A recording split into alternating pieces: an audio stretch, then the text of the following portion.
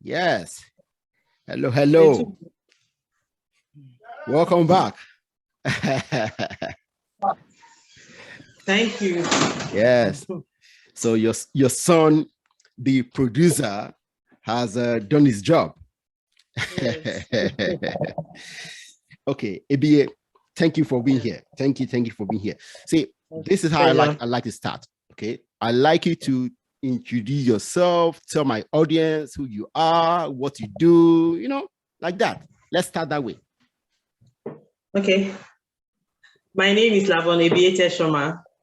I'm a critical thinking coach and a mindset rejuvenator.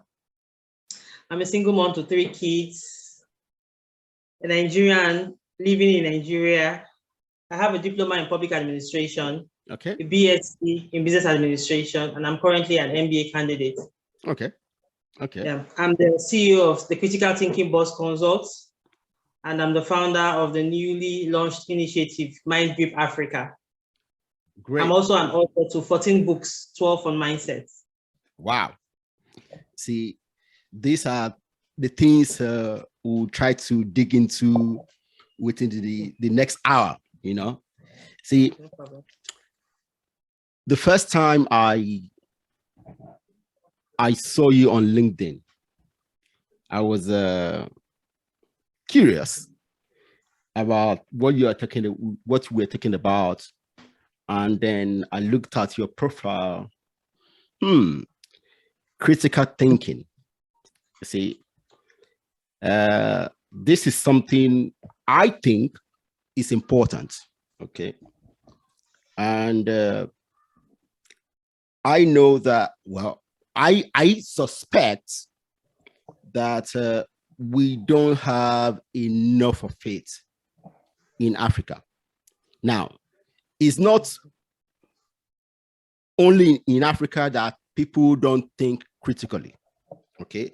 But for me, I'm concerned about Africa because we are behind in so many ways, and we need to rev up to catch up.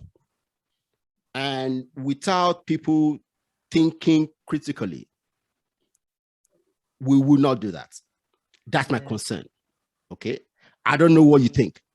Okay. So tell us, how important is it for people to think critically, and how it can help us as Africans if we adopt this mindset of critical thinking? Okay. First of all, I'm a critical thinking coach, and I don't think I know any other critical thinking coach because it's a niche that I craft for myself based on my own experiences and the target audience with which I'm currently dealing with.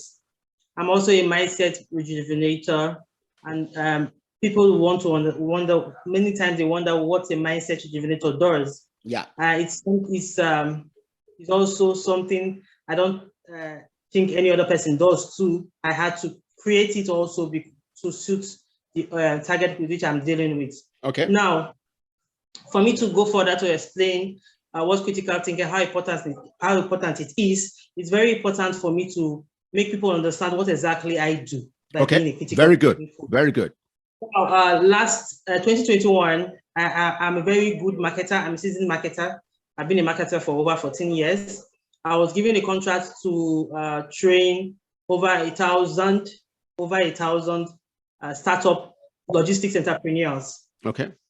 And after working with them for about 8 weeks, I got to discover a pattern that they don't want, they don't think. Majority of them don't even know they're supposed to think. Some know they ought to think, but they don't want to think. Then there are those who know they ought to think, but they don't know how to think. Okay. And just because I needed to get my job done, I had to switch from the marketing stuff that I was supposed to do. And I noticed that I had to sit down and create a critical thinking curriculum for me to be able to attend to the issues, to get the results that I needed to get. Okay. And that's how my establishment was born. The Critical Thinking Boss Consult was established. But down the lane, after about another 6 months, of pure hard work, I got to realize that the issue, there was an underlying prevailing issue that was beneath the thinking problem, which was mindset clutter. Now, this mindset clutter is as a result of varying issues that is specific to a particular individual. It's not something that you can categorize. Yeah. I have my mentees were from age 24 to 62. I had men who had marital issues that were affecting their thinking ability and their productivity in general. I had those who had issues with their parents. The issues were all diverse. Now, mindset clutter had to come in because a lot of people don't understand that they even have mind. The mind is what differentiates humans from every other creature. But I'm surprised to realize that lots of people, the mind is the last place that people do go to look for solutions to their challenges. Whereas this mind is what separates us from every other creature. You can't depend on or what you see, what you taste, how you feel. Even dogs and animals, they do that. You know, so I got to realize that the inability for them to be able to align their higher faculties was the reason that they could not think critically. Now, what is mindset clutter? Okay. The mind is made up of 3 parts. Okay. The conscious mind, the subconscious mind, and the superconscious mind. Okay. Now, I kid you not, majority of Nigerians, they have never heard about this. They don't even know that this exists. Now, the conscious mind is the carnal mind, is the human mind, is the mind that is breeding with negativity, and it can only operate within the scope of its operation. If you have been in the village all your life and you never left your village, your mind can only operate within the terrain that it's used to. Yeah. Your exposure determines how your mind is.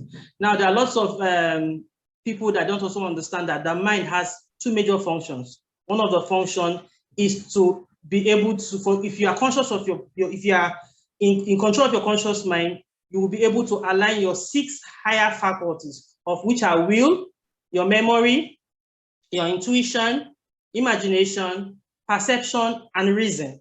Okay. The ability of a person to be able to align these 6 higher faculties consciously will boost their self-image, which will in turn help them make decisions that will be able to affect their outputs. Okay. Now, your ability to align your 6 higher faculties is what, let me put it, is what determines your exploits in your environment. Now, if you are not even aware of your higher faculties and how to align it, how will you now understand how to take decisions that will better you? Now, before I go further, I want to make everyone understand that listening and I don't have an idea on this to understand that Africans are not taught to think in school. So if you are not aware that you have a mind, you have a subconscious mind, it's not your fault because we are not taught to think in school. And if you are not taught to think in school, that means you are conditioned to react. They say inaction is action in disguise. Now, in every situation, between a situation and your reply, there's usually a pause. It could be a millisecond. I call it everything because that is when you decide to respond or to react. Yeah. And your ability to be in control of your conscious mind and your higher faculties determine the quality of your reply. If you're going to respond anyhow, and react anyhow, or you're going to respond the way you ought to respond because you are conscious of who you are. Now, your ability, like I said, your ability to understand how to align your 6 higher faculties makes you take decisions that are beneficial to your progress or where you are going to, when you understand where you are going to. Now, lots of people don't even understand that they have to do this. Now, the conscious mind also have another rule, which is to feed your subconscious mind. And the subconscious mind, they call it the human soul. Lots of people believe, and they say, research have said that it controls 95% of our lives. And if really it is believed that your subconscious mind controls 95% of your life, and a lot of people have never heard about it, then what are we talking about? They think that life is in the hand of They are religious leaders. They think their life is in the hands of the government. They think their life is in the hands of their ancestors. They think their life is in the hands of their parents. They never, ever really get to understand that their life is theirs to decide. So when your subconscious mind, you are not even aware that there's something that is within your own power, your own control, it's total disaster. Now, so what I do is I call me that there are clutters that could disturb your subconscious mind, because the subconscious mind, the way it works with habituation, which is repetition, and it doesn't have a barrier on what it takes in. So if you don't know you have a subconscious mind that you have to intentionally feed with positivity. If you have a spouse that keeps telling you you're a good for nothing man, I regret why I get married to you, he takes it in and it delivers to the minutest detail what it's fed.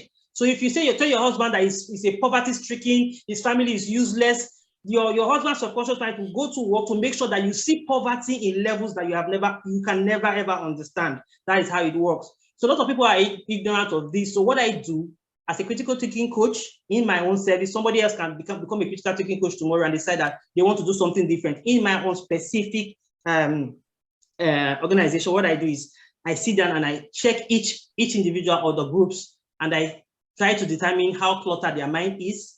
When there are tools to declutter your mind. After I'm done with mindset rejuvenation, then we'll proceed to the issue at hand. Critical thinking is not something that can be generalized. Critical thinking can be applied to every single issue. So it depends on what you are bringing to the table for me to work with. That's what we'll sit down together. I will critically think of a way forward. So that's what I do as a critical thinking coach. Wow. See, if you are doing this, okay, I would tell you this, you are doing a major work that people need. Okay. Yes, I agree that clutter is everywhere, and the physical clutter that people that buy everything, clutter their homes, is one side of clutter, and is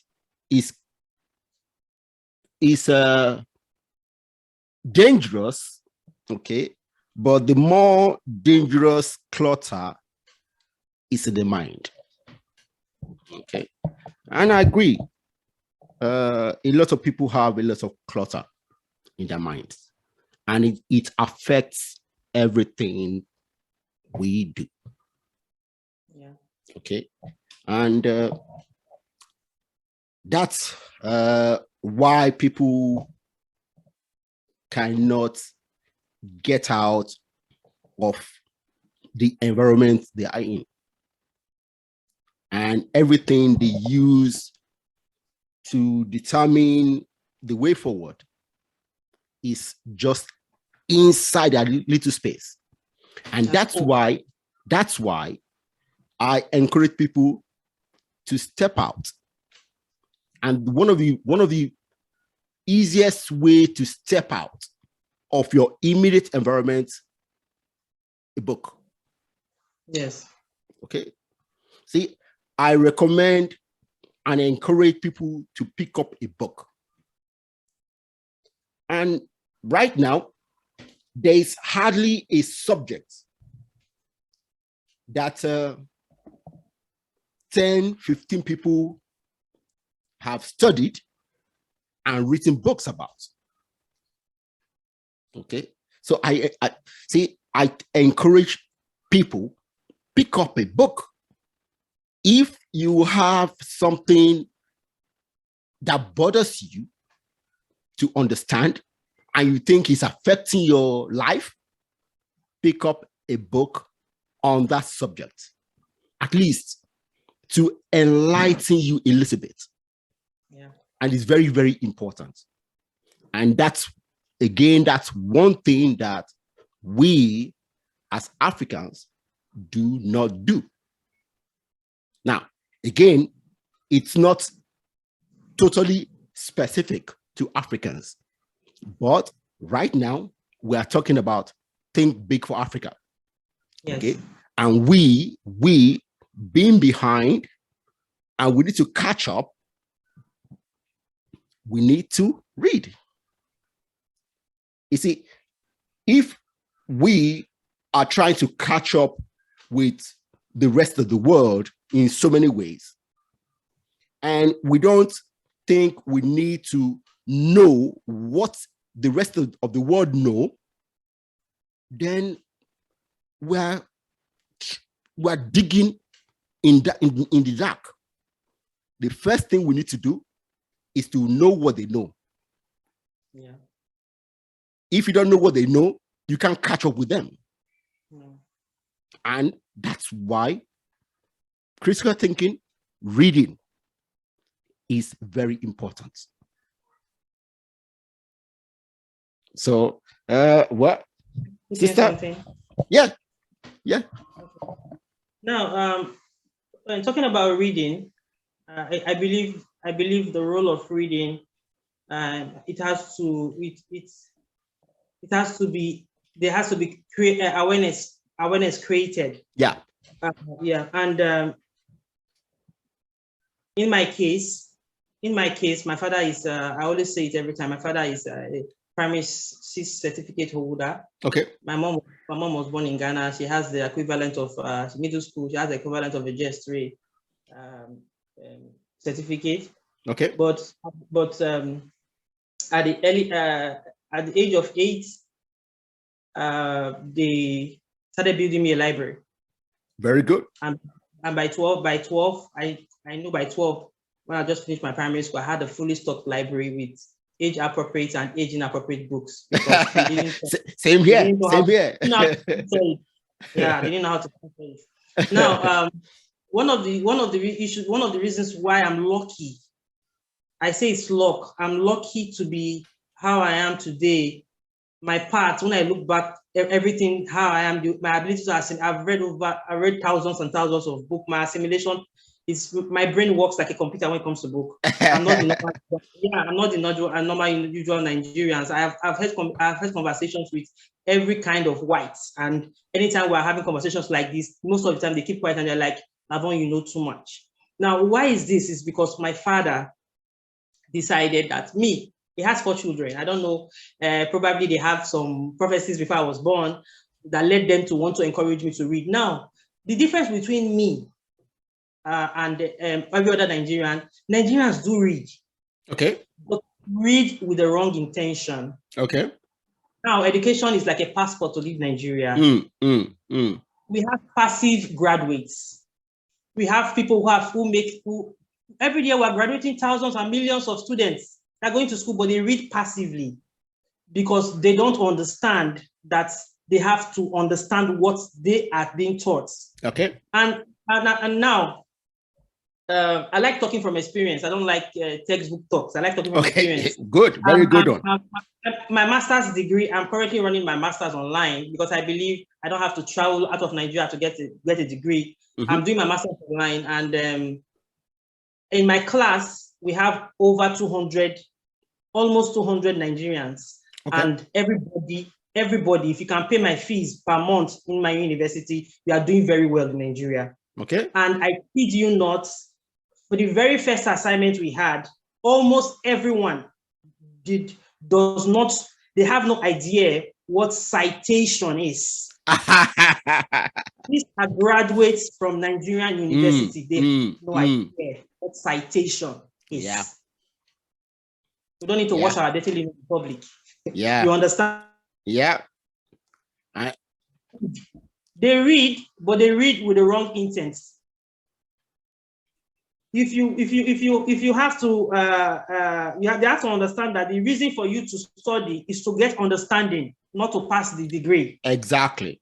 That's just it. Exactly. So you have to understand that if you are a petroleum engineer, you have to really understand what petroleum engineering is. That's why you see we have petroleum, we have different technological institutions, we have tech universities, we have universities graduating millions of engineers, yet cannot do anything engineering. They cannot change the switch. I know women who are electrical, electronics engineer, they cannot change bulbs in their home.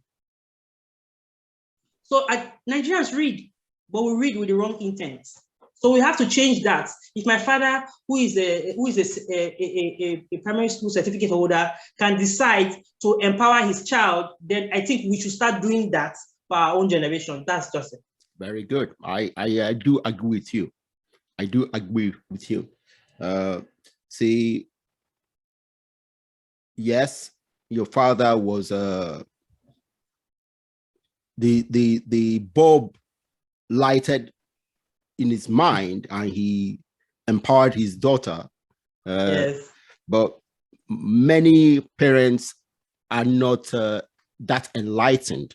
Okay, it's a normal human condition, happens everywhere. But people like you, you have the enlightened mind to also enlighten other people's minds. So that's a job. Okay. Yes. That's your job. All right. I'm happy to. recently, I think early, today is what? Okay. Yeah. Early this week.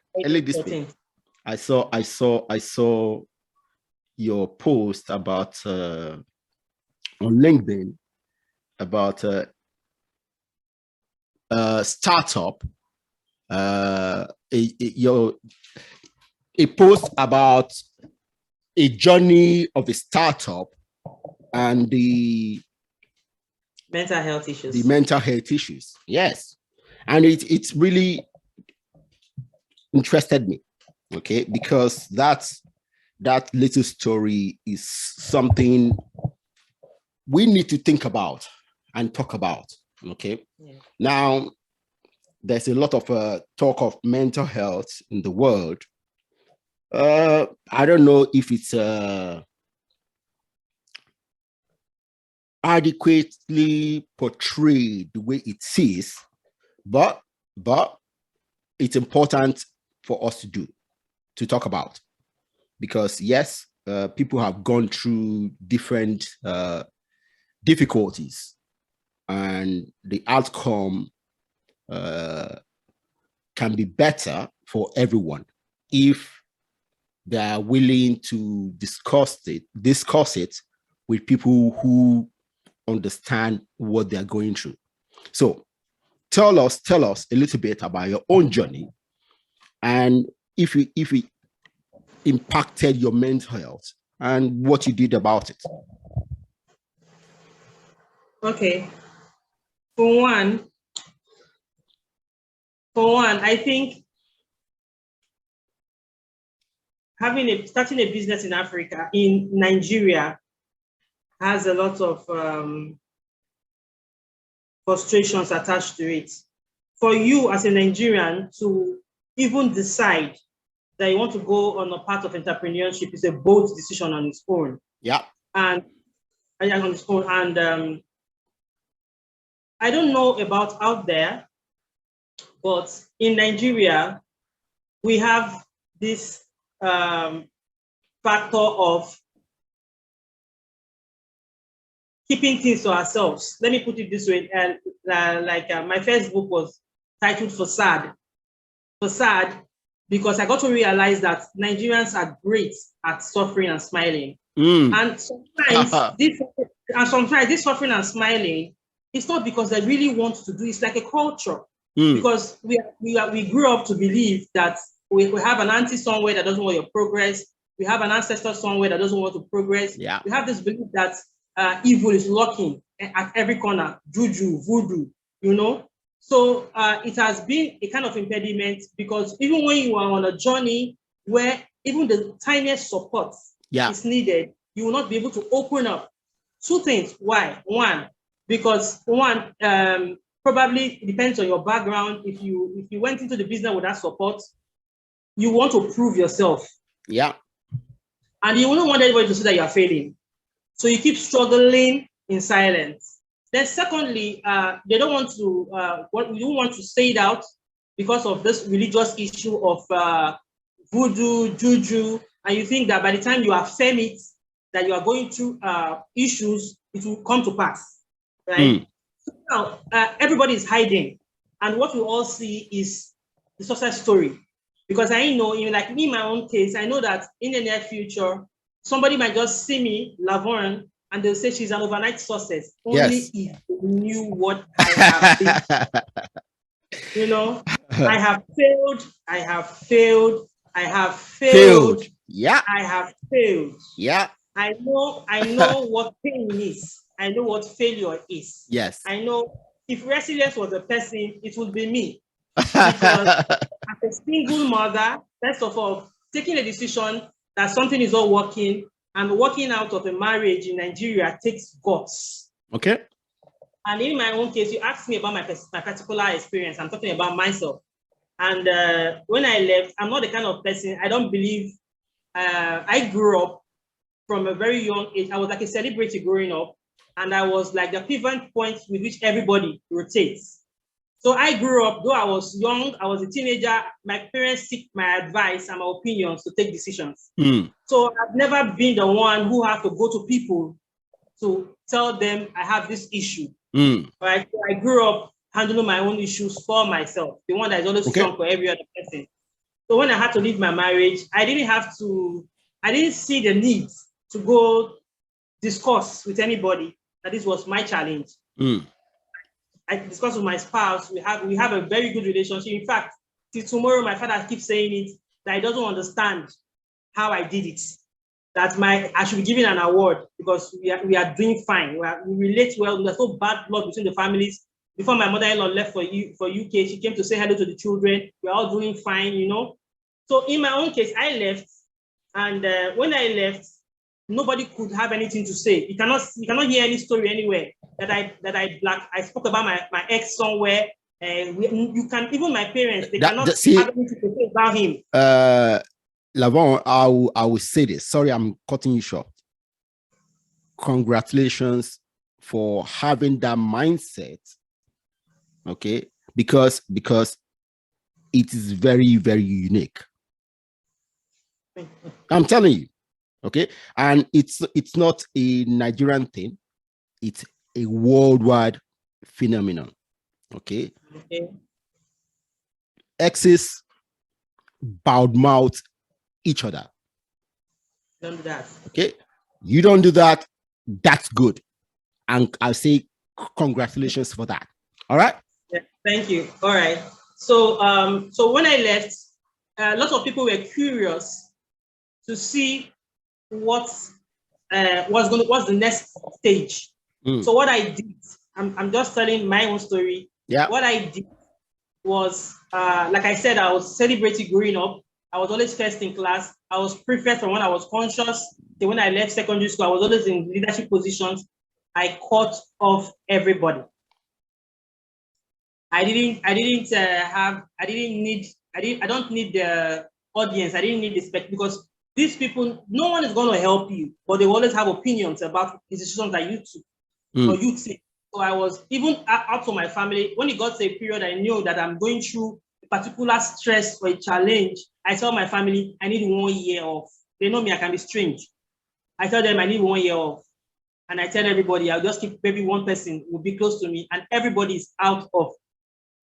I think so. When there's nobody monitoring you and you keep failing and you keep failing, you fail with happiness, you fail with gladness, you fail, you're able to know that you failed and you learn from your failure. So I'm proud to say I failed many times, I failed a lot of times. There were times where as a mother, I had to question my decision as a mother, like my children, I cannot pay school fees. I go to the bookshops, I buy books, I see them, I homeschool my children. I've done it a lot of times. And when I'm able to pay the fees, I take them to school. Nobody can beat them in class. Nobody can beat them in class, right? So I don't have to deal with the stigma of your children are not going to school or this or that. I don't have to deal with all those stigma because I choose to cut off everything. The noise. Wow.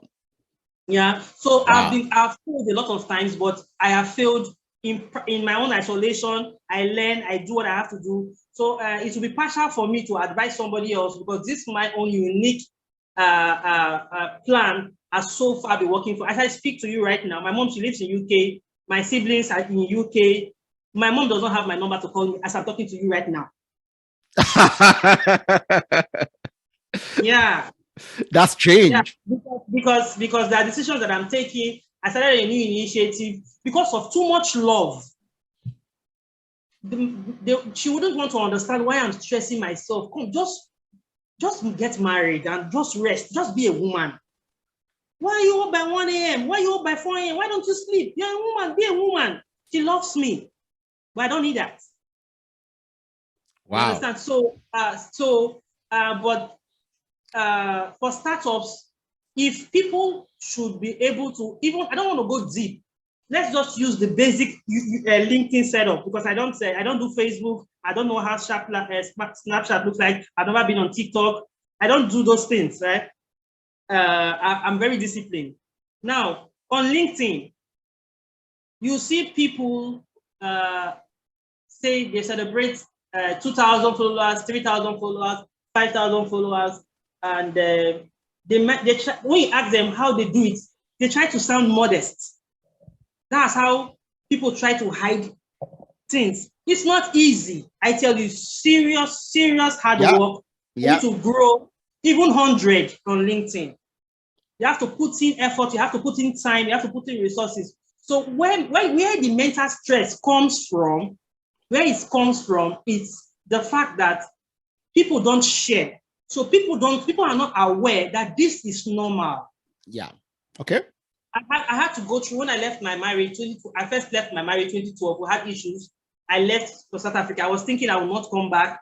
So I had to date somebody else. And by the time I got back, we decided to settle. I was told that I have to appease the gods. I had to buy goats, kill a raw goat. I was holding raw goats in my hand, dripping blood. I was 7 months pregnant with my daughter. I was saying what they were telling me to say. Lots of people today, if I tell that story, people will say, that's a backstory. That's traumatic. I was not traumatized. I wasn't traumatized because I am not doing what I'm doing, seeking people's opinion or doing it to appease anybody. If people can take away the facts, that pressure of what people will say from their life, they will reduce mental stress to the barest minimum. Wow. Mental issues comes from two things. One, that feeling of you are alone. And secondly, people don't come out to say that this is a fight that everybody is saying. So it's kind of all boils down to awareness. People are not aware that what you are passing through is normal. No matter what you are passing through today, somebody else has gone through it before you. Yes, will go through it. So don't kill yourself. You don't have food to eat. Be calm, drink water, calm down. People do fasting. You will get over it. Your children are not in school, get books, homeschool them. You will go through it. So many, no matter the challenge you are passing through, your business fails, all right, I see failure as redirection. Sit down, calm down, and replot and re-strategize. So mental stress issue, especially people borrowing money from starting up business, and it's not something that we can just pinpoint to a particular a reason or say this is a factor. It depends on going forward. They say Nigeria is going to hit a sweet spot in 2023, which means we are going to be one of the developing economies in the world. All right, we have been pointed out to be one of them, which means the middle class. Nigeria is going to. What that means is that Nigeria next year will experience a wide margin of poor people becoming middle class, becoming very, very rich. So now, when it comes to men, I would love those who are into mental health awareness campaigns. So please make people understand that if you start and you fail, it's normal. Because for us to be able to get to that sweet spot, people have to understand that if you don't have a patronage in your business for one week, it's okay. You have to understand that life is growth. I believe in growth. Nobody can push me. Nobody can make me expect something higher. Nobody can tell me that God is not with me, because I know that even God had a 7-day plan to create the world. So if I'm starting MindGrip Africa today and you're telling me that I have to, in 3 months, I'm supposed to be known worldwide, I won't even listen to you, because I know that I have the growth pattern. So people should be able to realize that when you start a business today, Tony Elimelu, the owner of Zek, is not where he is because of overnight success. Yep. So people should be made to understand it's not just a factor. There are so many factors that should be brought to light concerning mental health issues as regards startup. People should be made to realize that business is an entity. It has to grow, and it has to have phases. You cannot see somebody who has spent 30 years in business, she's doing well, and you just started 10 months ago and you want to be like her. It's not possible. Yeah. See, it's not possible. I agree with you. A lot of the stress that people go through, not only in entrepreneurship, in almost everything, is because of them looking at themselves and comparing themselves to somebody who has been doing the work. Okay? Sleepless nights. Yeah. Hard work. Sleepless nights. Okay? Compromising. Yeah. And they started yesterday, and they want to be like that person who has been having sleepless nights for a decade. Okay, so that's something. So we have to create that awareness. Those in charge. I believe in everybody. I believe the fact that everyone was created to play their part in development. Yeah. And I don't believe in dragging myself thin, spreading myself wide. I believe in focusing on a part, and I believe I was born to make Africans think in my own quarter. So I would really appreciate those who are already in the mental health campaign. They should not overlook startups, mental health of startups. Okay. It's very, very important. It's very, very, very important. Good. So now you mentioned that you have written 14 books. See, yeah. I would tell you I'm envious, okay? because I've been trying to write a couple of books. I mean, in the middle, but writing a book is a hard thing to do. Okay, is it easier for me to do? For me, it's hard because as I write, I notice that, oh my God, you don't actually know this. So I need to go and read, research, and I like to read multiple things from multiple sources. Because, see, I know one thing. I don't know a lot of things, okay? So I tend to look at the people who know and learn from them, okay? So I know it's difficult to write a book, okay? So you have written 14 books. So yeah. Please tell us about the books, what they contain, and where people can get those books and read them. Okay, of the opinion that everything I do for now is just for Africans. Okay. For me, that's my goal. Same here with me. So I do not, for now, understanding how the environment works in Africa and especially Nigeria, my books are not online. I only have them on hard copy. Okay. Because it's going to be exploited and the whole essence will be defeated. Now, I've written 14 books. Officially, I've been writing for a long time since I was 14, but officially I published my first book 2016 after I returned from South Africa when I was having issues with my marriage. I got to South Africa and I was surprised to see that Nigerian marriages are Nigerian marriages everywhere.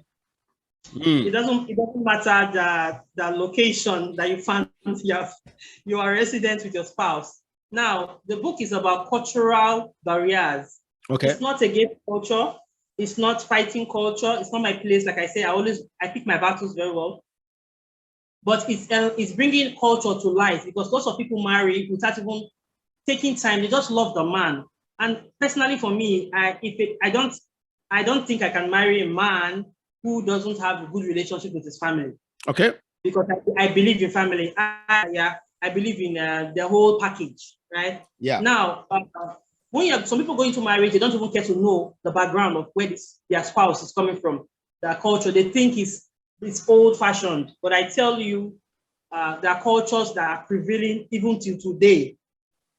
There's no PhD, there's no pastoral church. Once you error, you have to pay the price. It happens, right? Yeah. So I was a victim of it. So when I returned to Nigeria, I wasn't angry because I was ignorant. I assume I'm one person that I accept my mistakes very quickly and I move on. That's me. Okay. I'm not self-righteous, right? So I realized that I committed an error, even if it was not intentional, and I did what I was supposed to do, and I moved on. I wasn't ashamed. I wasn't worried. I wasn't stigmatized or anything.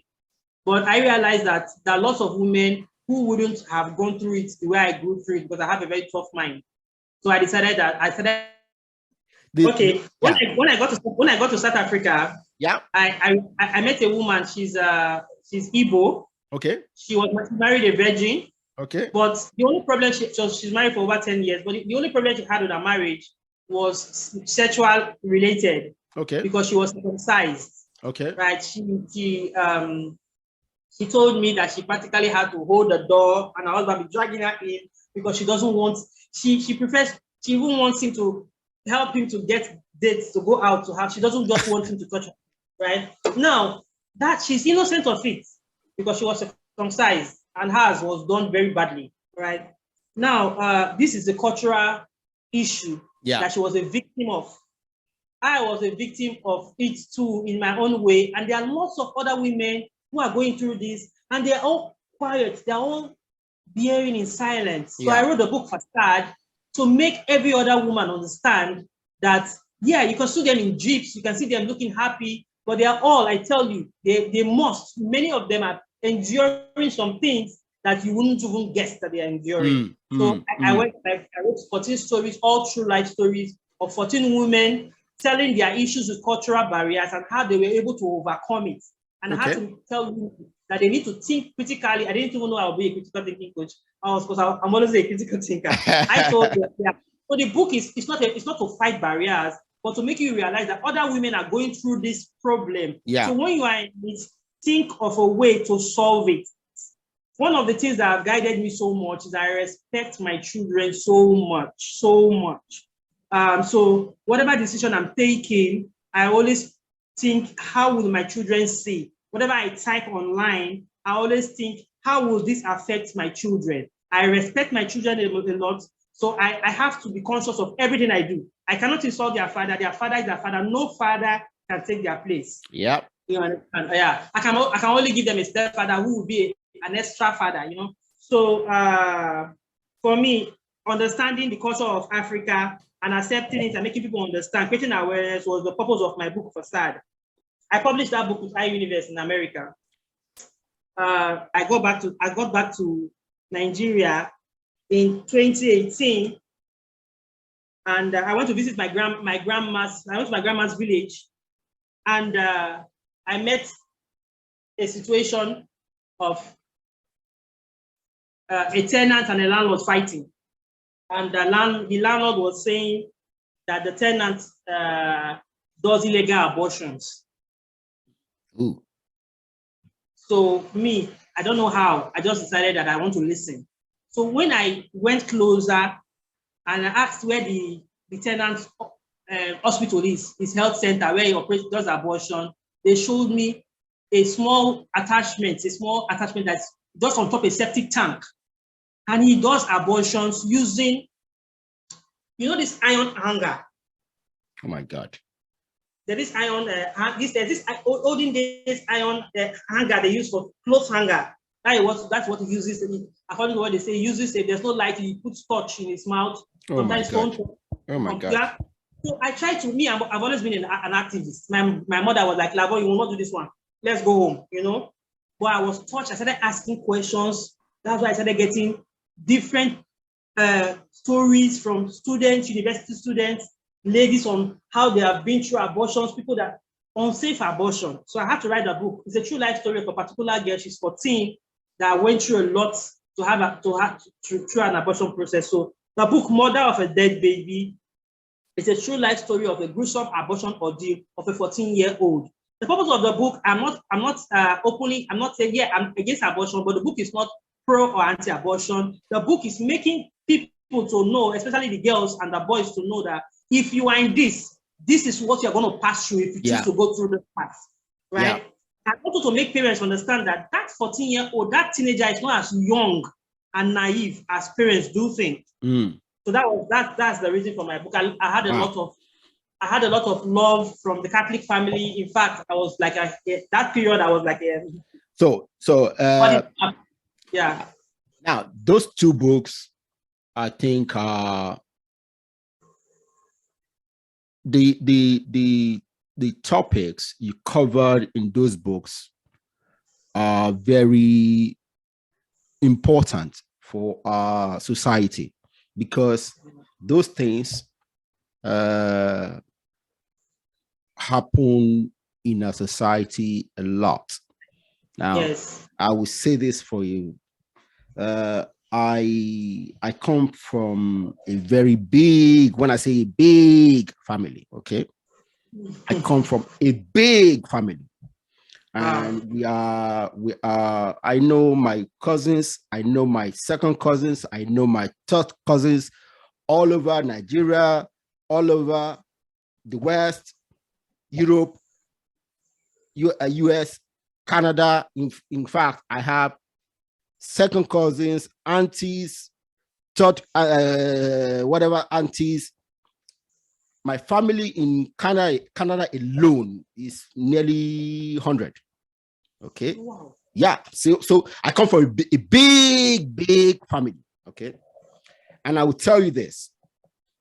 I've had two first cousins that died because of unsafe abortion in the 80s. Yeah. Okay. I will tell you. So I know what you are talking about. And it's something that people need to know. Yeah, well, yes. Yeah, need to be aware of. So let's. So you say your books are not online. So where can people get your books from? Okay. For now, Citybook. For now, you can get me on LinkedIn or through my email, lavonne@citybookgroups.com. Okay. I have hard copies of my book. I have sorry, I've not. Let me just quickly run through the other ones on mindset. I have a book on the Thinking Me for age 6 to 11. Okay. The Thinking Guide for Children. I have the Thinking Teen. It's a thinking guide for age 12 to 17. Yeah. Then for women, I understand that Nigerian women, though I talk to women, Nigerian women, they don't like me much because they feel I'm always supporting men. I don't know where they get that. I don't know where they get that from. I'm just being realistic. So I wrote. I know that they like religion, so I went into the Bible and I picked up women who were critical thinkers in the Bible, and I used their stories to write books, like the mother of Moses. Okay. She was a critical thinker. Her baby didn't just come back to her just because it was a miracle. No, like Hannah. She planned. She yes. Planned. Yes. And strategized to. Yes, she did. Yeah. Yes. Mm-hmm. Okay. Esther, a story of Vashti. The woman with the issue of blood was a badass thinker. Yes. So, I had to get to that so point, Jesus and said that man can heal me. So I need to touch him.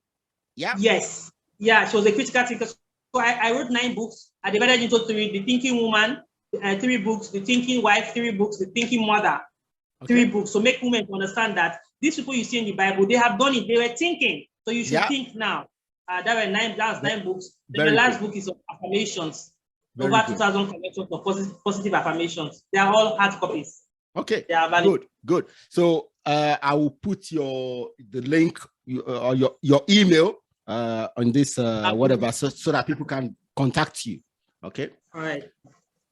Lavonne, see, I really want us to talk about our little debate on LinkedIn. Okay, like I told you, if you are willing, it's something we can talk about maybe for 5 minutes, because I think it's important. Okay, now you had a post about the condescension of Western journalists. okay, while talking to President Paul Kagame, okay? Yes. And I said to you, yes, of course, first I talked about, see, President Paul Kagame, for me, is my favorite president in Africa. I will tell you, I love him. And I love the work he's doing for Rwanda. Now he's trying to make Rwanda just like Singapore. Okay. I've been there. Very good. See, as I'm looking for a place to host my business in Africa, and my first thought is to establish my business in Rwanda because they have a business-friendly environment. Okay, and I think making Rwanda that business-friendly, it's going to be a huge event, okay, in making Rwanda a hub of business. Now, having said that, I said this, it's important. See, what journalists do, okay, especially Western journalists, we think they are condescending, but for me, like I told you, I get angry when I see them challenge certain people. And I will tell you, when you see your favorite people being challenged the way they do, you get angry. But when they challenge people you don't particularly like, okay, let me use me. Let me use me. When they challenge people I don't particularly like in that same way, I don't get triggered. But I get triggered when they do the same thing to people I like. Okay? Now, for me, the work they do is crucial. See, we have so many things going on in our country. We can't dig into it because our journalists can only ask very questions. They can't dig into it. They can't make the politician or the powerful business person angry because they will suffer the consequence. And without being able to needle them, you can't get the answers we need. See, that's something I think we need in Africa. We need to be able to ask the most difficult, stupid questions of our leaders, of our business leaders, of our politicians, of our religious leaders. So what do you think? Okay, like I didn't disagree with you. Okay. I never disagreed with you. My own personal opinion of that was because I have my own concern as regarding the credibility of the person or the institution that has been represented, the BBC, the whatever, asking these questions. You don't rape somebody and you tell the victim that you raped how to deal with the rape. Okay. Or you don't go back and be questioning how they are affected by the rape. The angle I'm coming from is that I'm not saying that they shouldn't ask critical questions or stupid questions or whatever it is they want to ask. But for me, I think it's not in their place to do that. Okay. We do that. Okay. And it's almost impossible for us to see that happen in Africa, because most of the media houses, they are not. Okay. Okay. So my concern with that particular issue, and when I made that post, I wasn't making that post because I'm offended. I was actually making the post because I feel happy that he was dealing with the situation good. If Exactly. it was our president, we would have. Didn't you hear when he went to the United Nations and told them that was begging for forgiveness? Like, man, don't just open your mouth. Don't just go make people feel that we are all fools. We are not fools. I'm not a fool. Okay. So I'm not against them. I'm actually happy that someone can be always, he's always been poked, but he always comes out calmly and so peacefully, not tiringly, giving them sincere, honest answer. That's my point. I'm not against. Good thing. See, Yeah. I will tell you something. I love the way he addresses those kind of questions. Good. See one thing. If he wasn't genuine in the things he does, he hasn't thought about them, he won't be able to address those kind of questions the way he does. See, I've watched so many other African presidents who get triggered and they start shouting when they are asked those kind of questions. Do you know why? Because they don't have the answers. Okay? Because the journalist has poked something that they can't defend. And the only way they can defend it is to create an uproar.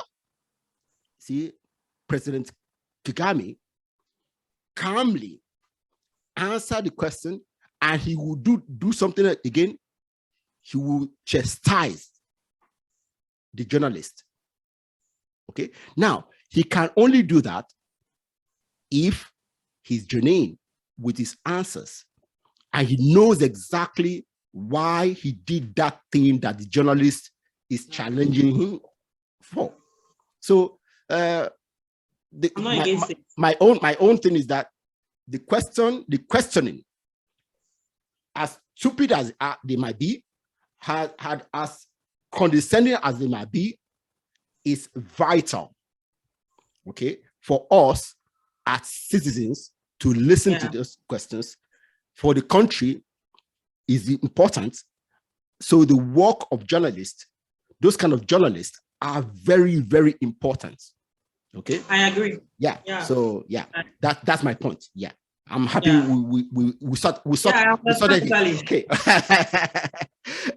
So now, my sister,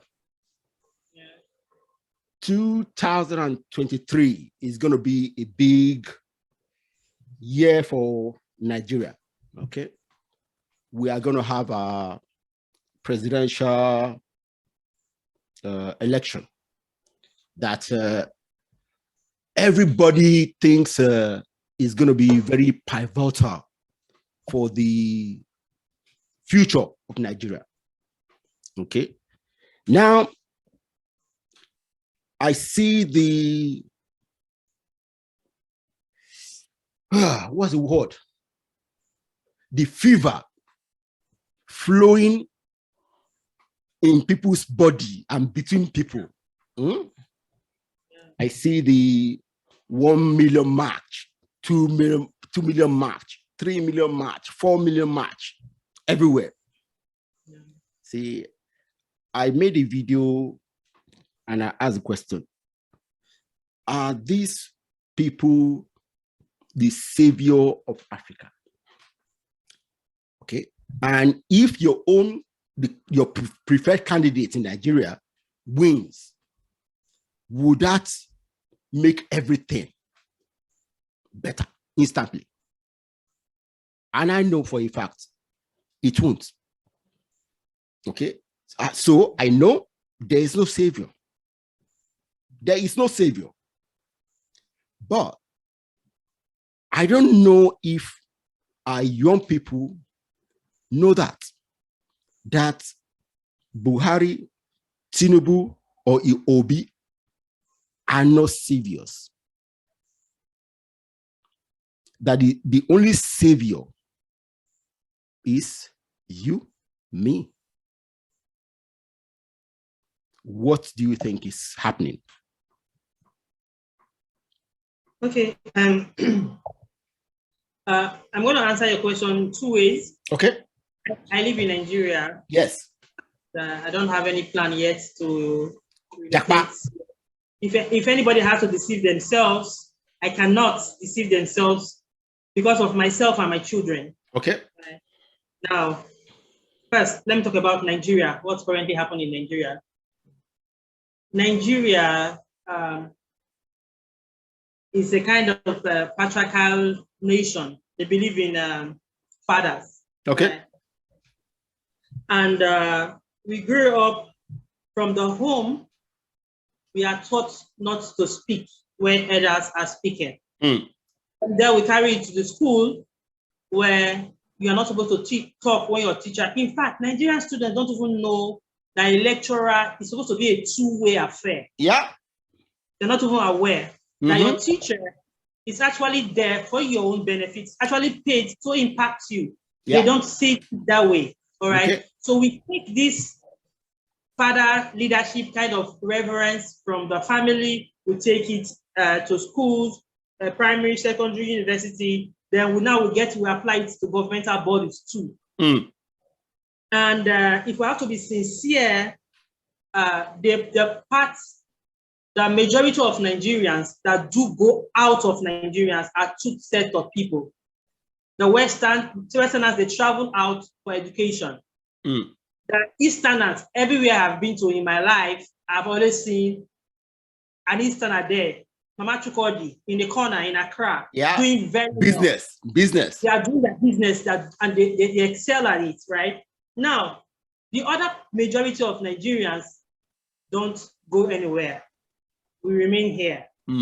Now, what is happening today is those people who go out to get education, those people who happen to be the ones that have been leading us all this while, they believe that children are not supposed to speak. They feel entitled to positions of power. Yeah. You have 100 degrees. You have been to Harvard. You have been to Oxford. You go to the western part of Nigeria, you cannot see a chancellorship poster of a young person in their 20s. It doesn't happen in western part of Nigeria. If you tell them that you're a counselor, I traveled once in 2001 with a counselor who was 6 years my senior then, was 27, and the police officers that were checking our ID cards, who were entering Lagos, was asking how come he is a local government councillor at 26. He has never heard it before. Because in the West, what are you doing there? What do you have to say when old people are there? So it is believed in the western part of Nigeria, those who are the ones that are more educated, will have to be sincere academically, they think it's their entitlement through their culture, through their way of their upbringing, that the old people are the ones who should speak because that is how they grew up. You cannot tell somebody who is supporting Tinubu that Tinubu is old. He wouldn't understand because right from time, they don't see any young person in government. Okay. Now, so what happened to Nigeria was NSAS. Okay. Yeah. NSAS was Nigerians ignorantly just fighting for a little right. And Nigerians are the type that we know how to hype ourselves, even if we don't understand the reason. If you can present yourself well enough, dress well enough, speak in the language that they understand, a Nigerian public will support you. even if you're talking Babadash. All right, that's why you see influencers everywhere. NSAS made them to NSAS happened, and it happened on the Western soil, where the old people call the shots. And these old people, it is not in their thoughts that a child should speak. It's a taboo. Even if we're in the millennials, they don't believe in it. So they operated like it was business as usual. Yeah. And they made an error that everybody in Nigeria saw, and they were like, it was a total operation. What we saw, they told us that we didn't see it. What happened, they told us that it didn't happen. They swept everything under the rug, and things went on as normal. That was when the Nigerian youth became slighted. And they said, oh, so this fight is not about Mr. Obi. Peter Obi is somebody that is being used by the youth. Okay. It is the young Nigerians against the old Nigerians. Peter Obi, trust me, if he gets there next year and he does anyhow, he's going to see anyhow. Yeah. All right. So, like I said, your question is in two places. Currently in Nigeria, where Nigerians are supporting Mr. Peter Obi, it's not because he's a righteous man. His age is appropriate. The other two people, they are not working. So we are picking him and we are pushing him forward. He's working for us. This is bigger than Peter Obi right now. Okay. That is what is on ground. Sincerely. Okay. So Peter Obi is just a front runner, an avatar. Okay, an avatar of the image of what young Nigerians in the West and in the South. I don't know it's okay all over. Now, people in the North. Okay, now what I'm saying is that there is no savior. There is no savior. He's not our savior. Okay. It's not our savior. He's the one that we chose to go and fight. Well, he hasn't won. Okay, so he's the one that you choose. He hasn't won until he wins. Okay, until the election happens, we don't know who's going to win.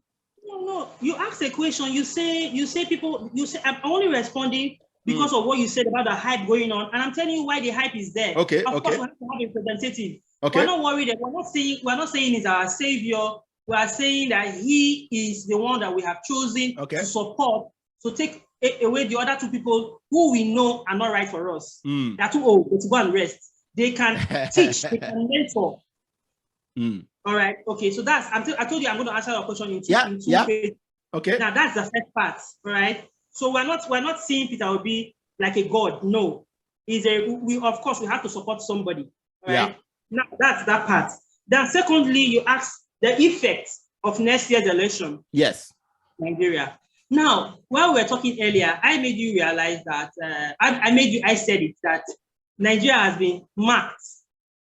We are marked by those who are wiser than us, like the books, forecast, IMF even had a printout some days ago where they said, a release where they said Nigeria is to grow in 2023 by 4.4%. Okay. All right. There are different indicators from different bodies about the projections of Nigeria for next year. Okay. Now, I tell you that 50% of Nigerians don't even have this data.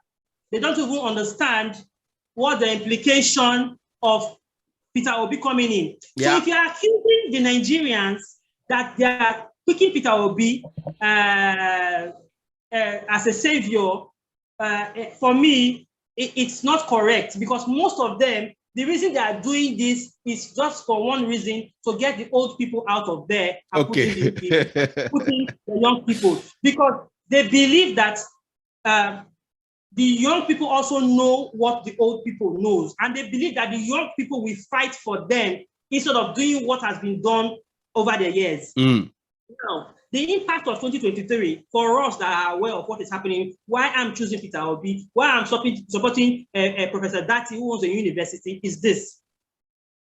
if the white people have seen and they've calculated that this may happen, it's a forecast, it may not happen. Yeah, okay. It may not happen.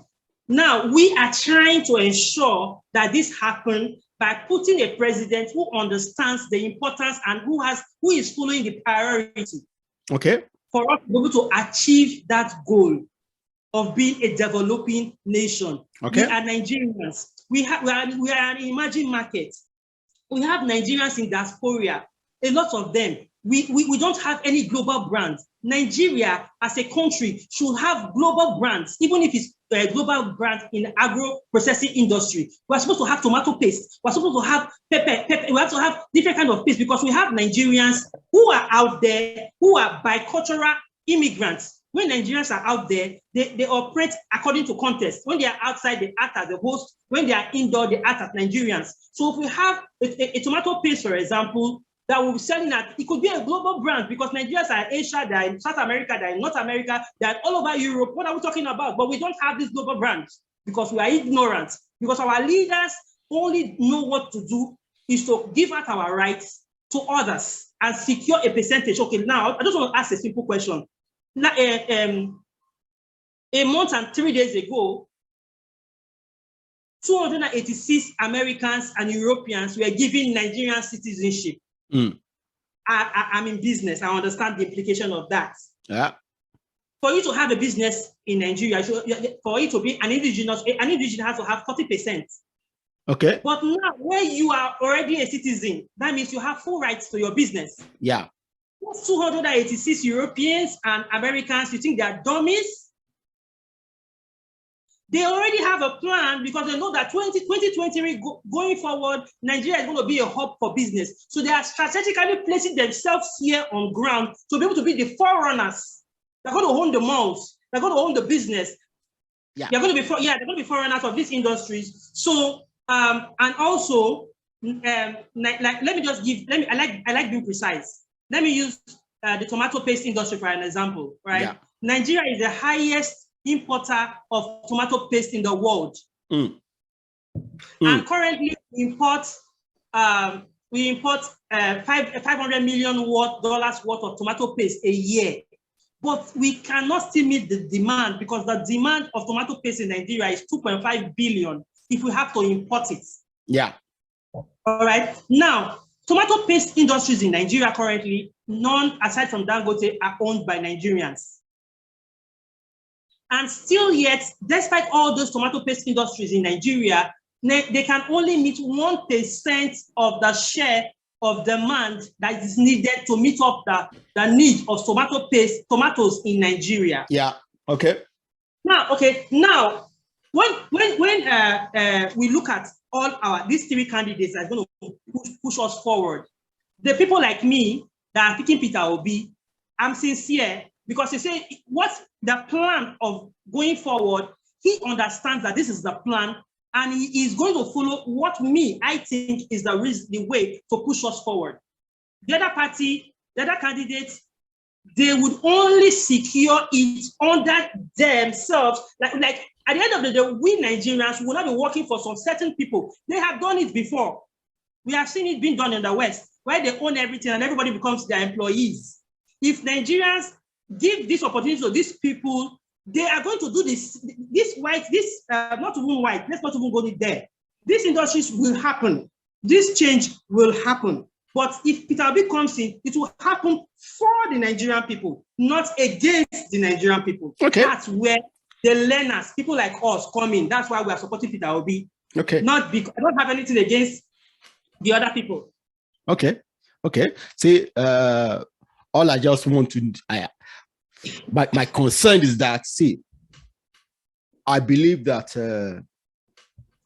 Nigeria has tremendous potentials. Okay. And I also believe that Nigeria being the most populous African country, that the development of Nigeria is pivotal to the development of the whole continent. Okay. And I want that development to happen. Okay. But it cannot happen if the youth, who are over 70% of the African population, do not realize that there is no one particular or person or groups who are saviors, that every individual have the potential to be his or her own savior. Okay, and to contribute to the grand plan of saviors. Yes. Okay, so there's no one person who can save you and your community.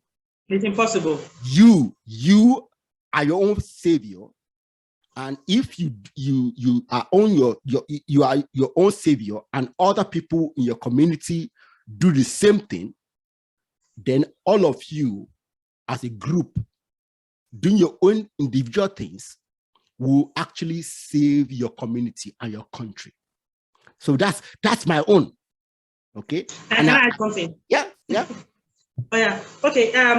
Like I try to answer questions as I'm asked, so I don't derail. Right now, the question you asked now was about 2023 and the effect of how Nigeria, the elections for Nigeria, and I believe I answered that.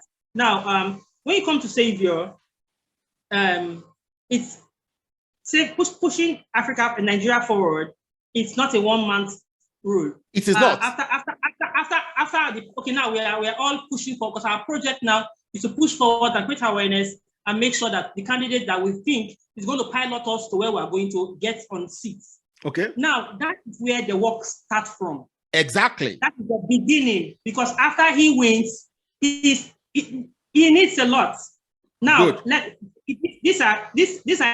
have factored them into three parts. Okay. Number one, the civil servants of Nigeria. Yes. Those army come, army go, barrack must remain. Okay. Those who are in Ministry of Transportation, who are praying for the loan to be approved so that they can build their houses, marry more wives out of over invoicing and all those ones, they are there. The civil servants who are the immigration officers, the custom officers, the police, even down to the local government staffs. Yeah.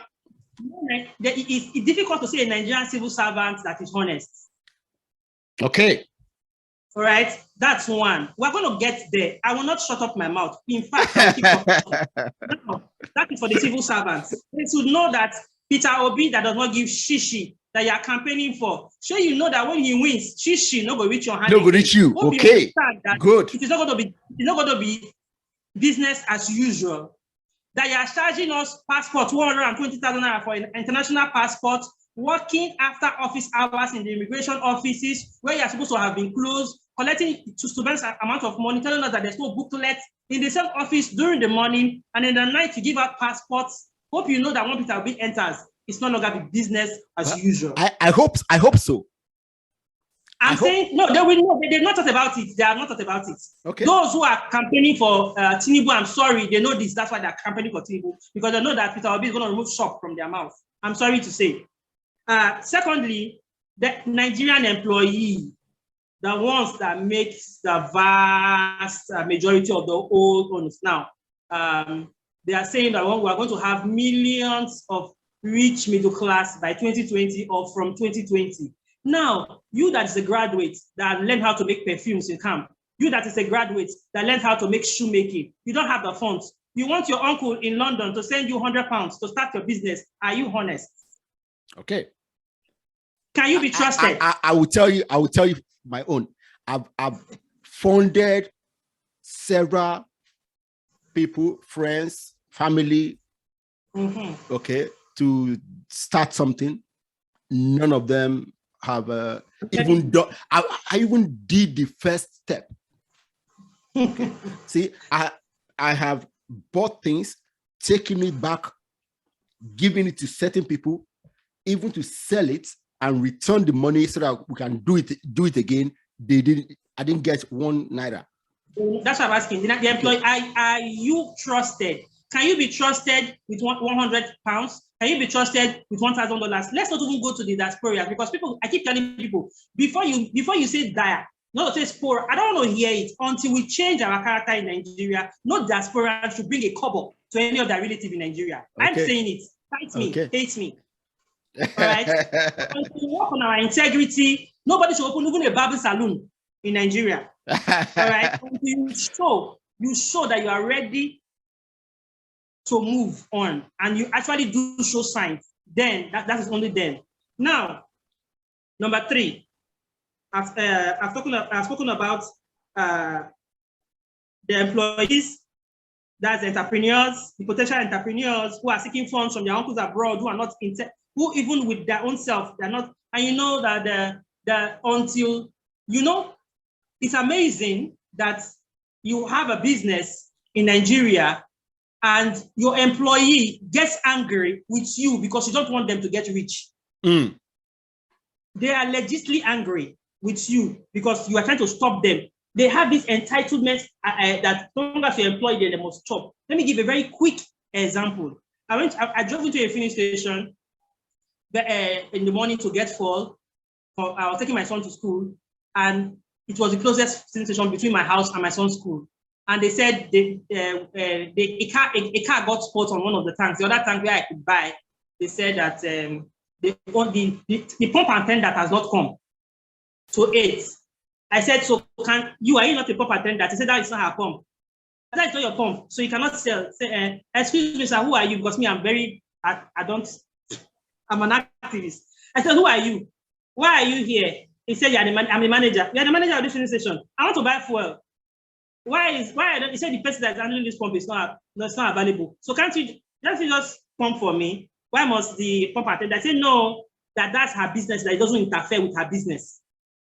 The manager. You're the manager. Yes, of the filling station. So I took my son, I said, Lavonne, I must see this to the end. I took my son to school, I dropped him and I came back. I said, I must see the end of this issue today. I got back to the filling station. I waited patiently. The girl, she came and I asked her, you are just coming late, it's after 8. They were looking at me like, who is this one? You know, why do I have the guts to be asking her? You know, this is a private filling station, not NNPC or company. So she now told me that she was not able to close her account yesterday, so nobody can touch the. I said, oh, so because you're not able to show your account, if they sell 2 liters for me now, and you come this morning, if they add the 2 liters to yesterday's account, do they know that today this is for today's sales? That is yesterday's sales. What? He said, no. She said nobody will agree to touch it because everybody have their chop. That this is how is the one that they set the meter for her, and she will have to give the manager his own from the sales that she has made. There's a way they arrange it. They have an understanding. And wow. I said, okay. I said, so now I have to go home. So I won't buy. And I bought before I left. And I was thinking on the way while I'm driving. The owner of that filling station is at home. Nobody knows how he borrowed money to start that project. Now, imagine that when I got there, that filling station, that fuel pump was not working. Imagine how many people have come and left because that girl is not there, because they're protecting the 25 naira from yesterday night sales. So if, as a Nigerian, you know, as you're listening to me, you understand and you know that this is the kind of person, this kind of mindset that you have. Don't even pray. After praying for Peter B to win, you have to sit down and work on yourself. If not, your prayer will not be answered. Oh. It's not a magician. So the first one, the employees, the second one, the civil servant, then the final one, everybody in general. Now, those who have Jackpot, everybody has somebody that has left Nigeria now for UK. That's the latest one in Nigeria. And please, I want you to call them and ask them if they are paying light bill, if they are paying gas bill. Because in Nigeria, even if tomorrow they make light available, Nigerians will not pay light bill. Nigerians don't pay light bill. Lots of Nigerians, if you go to their houses, their ACs are wired separately, everything are wired separately, they are always out to cheat NEPA. Yes, the system is bad, but everybody is playing their part to make it worse. You know, my father, people come to my house, maybe sometimes my card is not working. People come to my house, it's a duplex, and they tell my dad, Papa, why you they buy car? Never officials, oh, Papa, why you they buy car? Why you they do like you the old man? Let's boycott this thing. NEPA officials themselves. My father said that he will not sleep if he does it. You know? Wow. So integrity. It's not just, will you pay tax for roads? Will you pay tax for trains? Nigerians, Peter Obi is coming. Who is coming? Is coming. Change is coming. The change has responsibilities. This change has consequences. Are you willing to pay the consequences for the change? See, these are the questions. These are the questions I need all of you guys in Nigeria who are promoting one candidate or the others to answer. Because are you ready? That's the question. Okay. Are you ready for change? Okay. So that's my own. There is no savior if you are not ready to be your own savior and to help your community and your country. There is no savior. All right. So let me ask you my final question. Okay. What's your vision for Nigeria, for Africa in the next 20 to 30 years? How do you see Nigeria? How do you see Africa in 2050? Okay, I'm naturally a very optimistic human being. Okay. So, and I like being realistic also. Okay. And the reason why I'm optimistic is because I look at my own life and the hurdles that I have had to overcome, being a single mother without support. There's no soul that can stand in my front and take the glory from God and from the brain God has given me and say, Lavonne, I'm the one that supported you to grow. But I've gone through a lot and I went through it alone and with God. Now, if I can do it, I'm now so overconfident. It's annoying to a lot of people, but overconfidence comes from the ability to understand that everything too shall pass. Okay. Every problem do pass. Okay. Right. So now my answer, 2050, 50 years, 20 years, 30 years from now, I believe Africa will not be seen as developing. Africa will be seen as developed. Okay. Okay. Because I believe we are working, and because a seed is planted and you're not seeing a sprout, does not mean that germination is not taking place or fertilization is not taking place. All right, I'm talking, lots of people are talking, people are listening, and when a trend, like Africans are good at following a trend. When they see a particular trend happening, one leader doing this, another leader doing this, 5 leaders doing this, everybody start following that trend. I believe with time, as we are speaking, I am speaking, as everybody is speaking, as you are doing your own part, everybody is doing their own part. It might look at like small efforts right now, but it's going to accumulate to become something huge. Imagine your compound effect. Yeah. Yeah. Imagine your child, your children in 20, 30 years time. Imagine my TV children in 20, 30 years time. They say 1 can change 1,000, 2 can change 10,000. My TV children and your children, they're already change makers. They're already pace setters. Then every other children too. So I believe that we're going to be able to influence and change the paradigm of things. And I'm very positive. I'm very, very positive. And finally, let me just say one other issue is awareness is the problem, and Africa at large, is Switzerland or Netherlands, I'm not very sure now, their importation of fruits from South Africa for a year, either Switzerland, I'm not sure now, Switzerland or Netherlands. Most likely Switzerland, because Netherlands is a very big, Okay. The importation of fruits from South Africa on a yearly basis, the total, the worth of it is bigger than the budget of Liberia as a country. So if Africans can be made to understand that if you can plant tomatoes, if youths can be made to understand that farming can get them out of poverty, farming can give them 1 million or can give them access, if they have people that can make them understand that this is how, make agriculture sexy, make this hard work, policies that should be, another reason why I said we are putting a young person in place. If you want to export a branded shirt, like me, Lavonne shirt now, out of Nigeria, it is more expensive. It is cheaper for us to export cotton as a raw material out of Africa than for me to export my branded shirt. So already that policy has been put in place to frustrate me already. So if we put the policy makers in place who will change these laws to suit us going forward, I tell you already that we have small, my niece, she's 25. She makes perfume, she makes slippers. She has people that buy from UK. She sends them to them. She makes cream. She has people that she sends to them in America. They buy that. She's already participating in international business on a low-key level.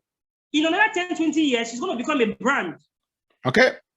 And I believe in Africa, we are going to change the paradigm from developing to developed. It's going to happen, and we are going to see it, and I believe it. All right.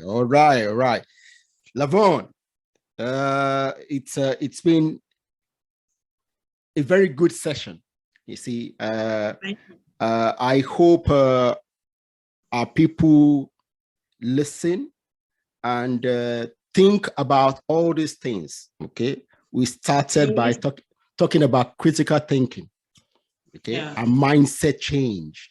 See, these are very important things. They are tools that will make people's lives better.